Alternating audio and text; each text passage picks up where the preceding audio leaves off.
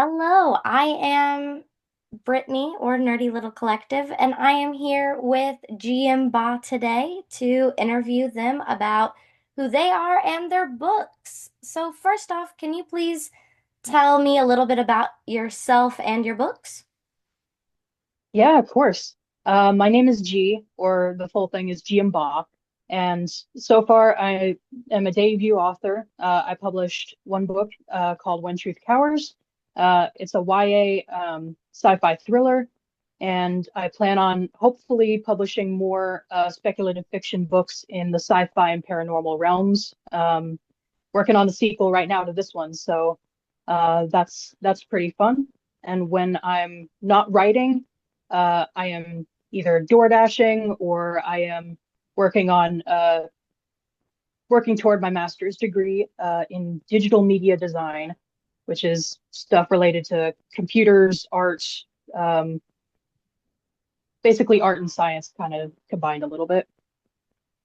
All right. And you mentioned that this is your debut and you're working on a sequel to your first book. When are you aiming for that one to come out? Hopefully sometime early next year, but it really depends on like when I get the funds saved up for the professional edit, because that's my main hurdle right now. But I'm doing my own edits in the meantime until I have enough saved up for that. Very nice. And how does your own identity play into writing your characters? Ooh, well, there's a mix of answers I could give here. But I have there's both, my LGBT identities, and with those, um, I very much love giving main characters and side characters just casual representation to where it's not really the main focus of the book and they're just there and they're accepted for who they are. And it's normal and like the outside situation, like the thriller of having a serial killer after them is like the trouble and not the aspects of being unaccepted by your family or something like that for the LGBT aspects. I really want, even though the thriller part might be unsafe, I want the universe as a whole that I write in to be safe for people who are marginalized and in particular. And then going back to the kind of disabled side of myself, I have dissociative identity disorder, which means essentially the definition is like having two or more identities in one body. So that means we internally, we've got different names, pronouns, um, internal appearances, and even memory banks. So that when one of us is like in control of the body at a time, um, that one remembers what's going on the most whenever they are awake. And so that's kind of the main disabling aspect of it, at least for me, is accessing memories can be a little bit difficult. Um, and for my debut book, I wrote a character as a side character with DID because honestly, I'm just tired of the abysmal representation of it in media. Um, Anything like I grew up with DID characters being um, from either Psycho, Split, or being represented as like Jekyll and Hyde. Just a lot of like villainous characters. And so in any marginalized character I represent, I really try to do my due diligence and read authors who are from that marginalized identity, read perspectives online, and just do my best to try to craft characters that are really characters first, but really play into as well as or really bring in the marginalized identity as not just something that's written as a token aspect on the paper, but really a part of them. Um, because that's kind of what I want to see in DID characters as well. Um, yeah. Okay, so it's kind of your characters are really focused on being characters, but seeing the marginalized communities in a more positive light. Yeah, I would say so. Okay.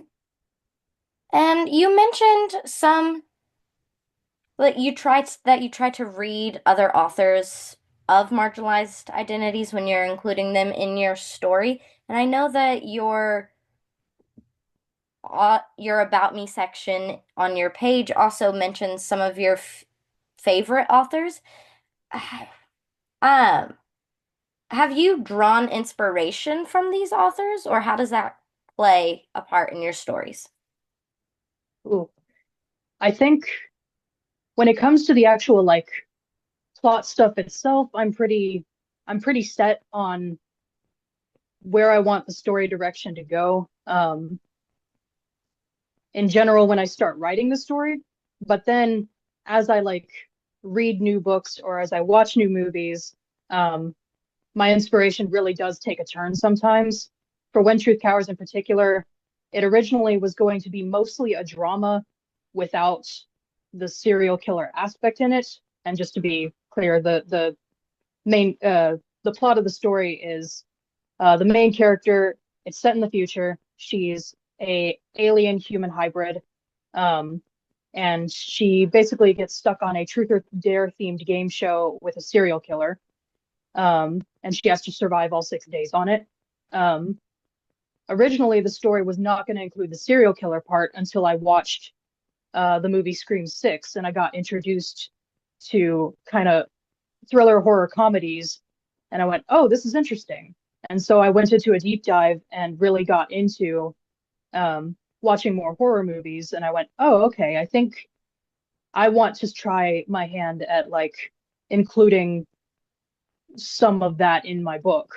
And so inspiration kind of trickles in from other things and changes as I read and watch other things. I would say for like my favorite authors, I actually wrote When Truth Cowers like a few years ago now. So most of my favorite authors are due to my recent research in reading since getting out of college or undergraduate degree, because now I have more time to read. So those authors kind of have inspired my future books a little bit more than like the first one. Um, so I feel like I'm able to understand a little bit more about story beats when it comes to certain say certain marginalized identities. I'm thinking of like L.M. Juniper's How We End is a zombie apocalypse contemporary where the main character is a trans guy. And um, you don't actually know that for most of the book exactly unless you pick up on like the little clues. And then eventually there is a coming out scene, but it isn't as like um it's not the main point of the conflict. It's more like kind of a showing how tight knit the survival group is in how they accept him really, really quickly. And it's kind of like going, yeah, there's a zombie apocalypse going on right now. Of course, we're going to accept you for who you are. Um, and so just kind of, I think reading other examples really helps me figure out how I want to flow my story when it comes to moments like that of showing traditionally difficult moments like coming out for LGBT people, and showing that in a speculative book like sci-fi or fantasy or something, especially. And that's I would say is probably the intersectionality of like reading my favorite authors, getting inspired by them, especially the aspects where they describe or implicitly describe like experiences having to do with their identity. All right. And I know you haven't written a whole lot of books, but is there any character of yours that you resonate with the most? Ooh, um, out of the published book, right? I feel like I should maybe limit myself on that. Whatever Okay. you want. Um, yeah, I'll go with the published book so that at least like you somebody reading it can know what I'm talking about. I think probably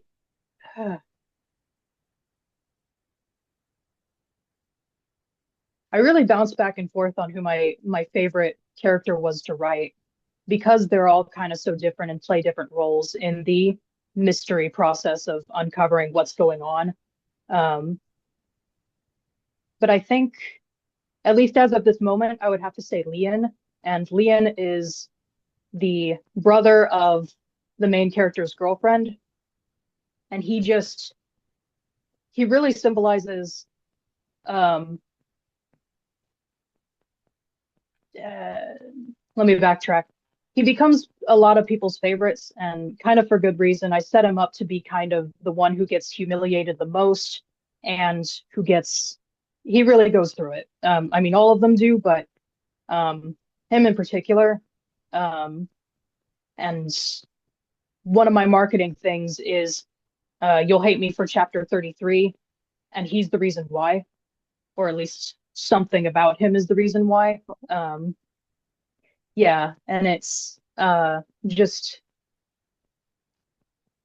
the whole book is commenting on how audiences, when viewing people behind a screen, don't really view the people on screen as people, or at least there's a tendency for that, like say on social media.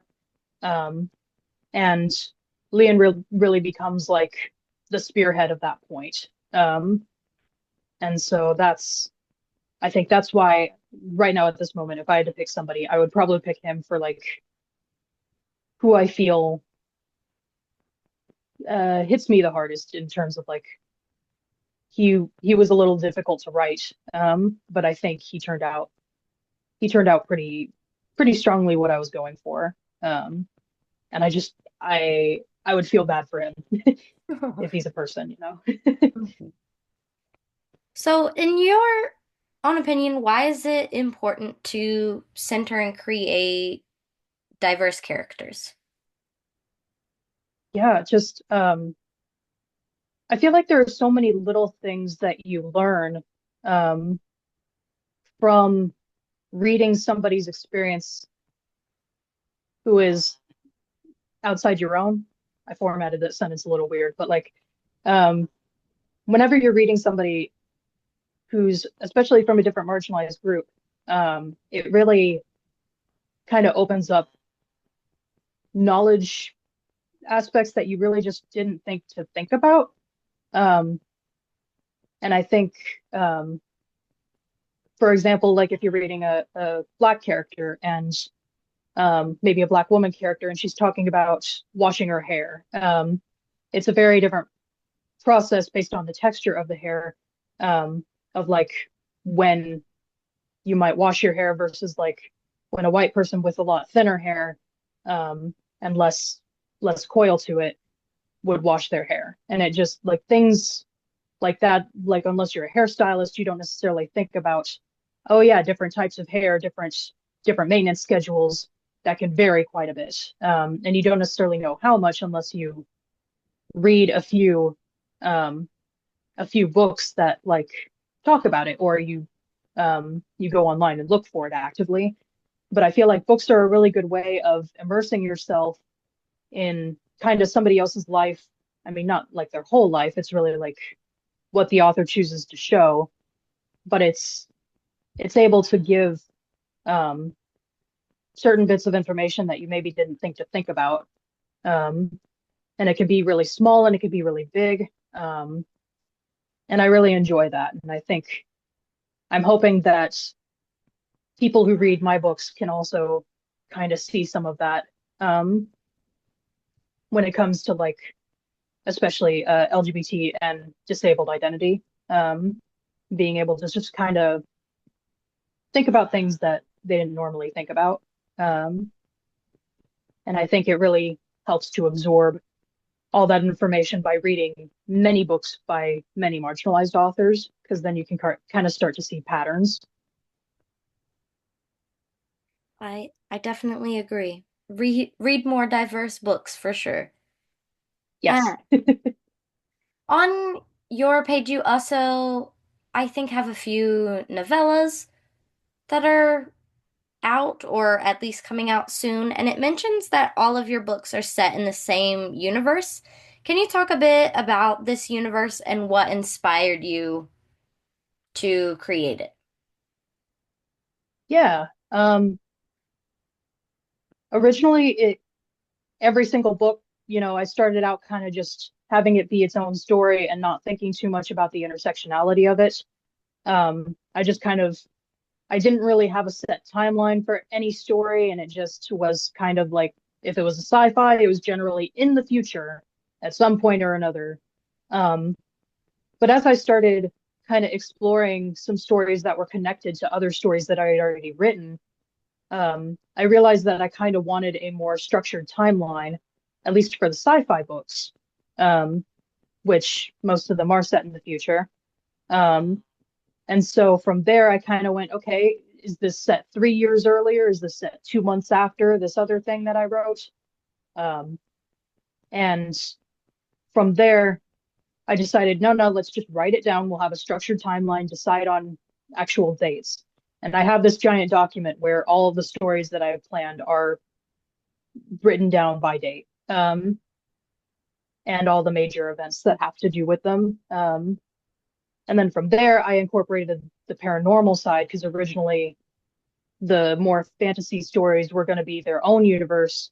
But I went, no, actually, I think I like the idea of having a sci-fi paranormal book at one point. And so that's when they started to blend together. And I went, this is a lot of fun because now I can have side characters that were side characters in some books be main characters in others, or side characters to side characters reference this event and this event.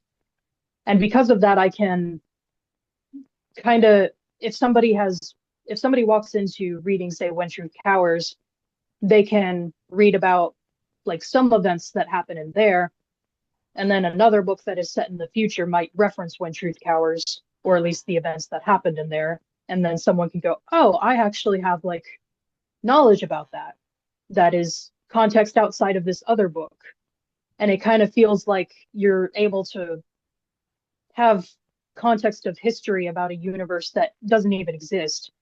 And I kind of love that. I love being able to like have people become maybe sort of historians on this made up universe, and maybe in a way it helps practice actual like looking up history to understand, oh, historic events definitely affect the now. And so maybe in some implicit way, having all the books set in the same universe or all the stories set in the same universe can kind of inspire people to read from different time periods, and understand that, yes, events from way back when affect events to the now, to the future. History repeats itself. It's important to learn. Um, yeah. So, so it sounds like your books are standalone books, but all related to each other, at least so far. Yeah, you can definitely read them as standalones. Um, that they're all written to be able to be just read by themselves, but there's like itty bitty pieces of context that, yeah, sometimes reference other stories. Okay, that sounds really cool. Thank you. Um, so you write kind of mainly science fiction, speculative fiction. What interests you most about these genres? Yeah, I think it started kind of back in middle school when I really got my sci-fi kick started. Um, because I read, I think really the first like sci-fi I read that really resonated with me was a young adult science fiction, the Insignia series by S.J. Kincaid. Um, and just like from there, I really went, oh wow, this stuff could really happen. And it's so imaginative, but it's also so far away and so close. And it really just got my wheels turning of thinking about, can I do something like that? Can I like create stuff that is far away and close at the same time, and imaginative, and imagining the technologies that could happen tomorrow or 10 years from now or 100 years from now. And so it just really, that part really just stuck with me for that. And the paranormal just really kind of blindsided me a little bit because I thought I would be sticking with sci-fi until I started writing a little bit of paranormal and I went, no, I really like supernatural stuff as well. I love Halloween as a kid growing up. It's just been like I love ghosts, I love Grim Reapers, I love all like the Halloween symbology. And the more I look into the paranormal, the more I see that yeah, these myths are fascinating, but there's also a lot of roots of just a whole lot of messed up stuff, like myths that are formed because of discrimination, sexism, bigotry, like um, discrimination against people who have different religions, races, just like a lot of a lot of myths that are formed based off of that still that are still being used in symbology today, like for witches having crooked noses, being anti-Semitic. And the more that I learned about it, the more I went, actually, it would be really kind of neat to be able to still embrace the supernatural as a concept, but just kind of educate along the way of going like, hey, there are some pretty messed up reasons for why humans have come up um, with these ideas. And so I really want to kind of play around with, you know, the funness of the supernatural while also still grounding people in reality in a way. Yeah. And so all that mixed together kind of becomes my own sort of playground in my writing. Right. And I know you mentioned this a little bit earlier about working on the second book for the one you already have out, but is there anything else that you are currently working on? Yes. Well, I keep bouncing between projects, but I think I know what I want the third book released to be. And that one is a standalone. It's a paranormal um, set in 2013 specifically. And it's kind of drawing off of a little bit of like the in-between time between like my high school experiences and my older brother's high school experiences. Because we graduated about kind of separately. We're 12 years apart in age. Um, so kind of that middle ground area is 2013. And just the idea is that one of the main characters is cursed to have people repelled from him. Bad things happen to him all the time. It can be anything. Um, and bad things happen to other people who try to approach him. And so he pretty much isolates himself. And yeah, so it's kind of metaphor for um, kind of inserts mental illness here. Um, but as you read, um, the other main character is someone who can astral project, but keeps that a secret from everybody. And so they astral project to check on the cursed person, and possibly a romance could form there, um, if not friendship. And so that's kind of the groundings of what I'm working on for that third book that I hope to release. That sounds really cool. I like that you're saying a romance or even just a friendship, because I think the friendship is really taken for granted sometimes when it comes to books. And I think Mm-hmm. that it's important showing that romance can be friends, it can be romantically involved or anything like that. What are your opinions, I guess, on the role of friendship and found family in novels? I absolutely love friendship and found family in novels. Because I mean, yeah, I love a good romance, but I feel like it's harder to find just straight up friendship or found family that is focused on more than the romance, or as much maybe. Um, because I feel like that's more reflective of my experiences with the people that I care about. I have a pretty close, like, found family group of friends, um, where Like I just feel like they are my support system. They are really very much there for me. I know that I feel safe with them. Um, and I really hope that I can write stuff like that in my books. Like When Truth Cowers does have a found family of the main five, um, six you could argue. But it's like I really hope that in dark situations while reading that there's something really there feels that feels really safe. And I think honestly, found family groups feel a little more safe to me than than romance does when it comes to like if I'm reading it, I go, okay, I feel like this feels more inherently supportive in a way. I don't know, it less turbulent maybe. Um, and so I really enjoy seeing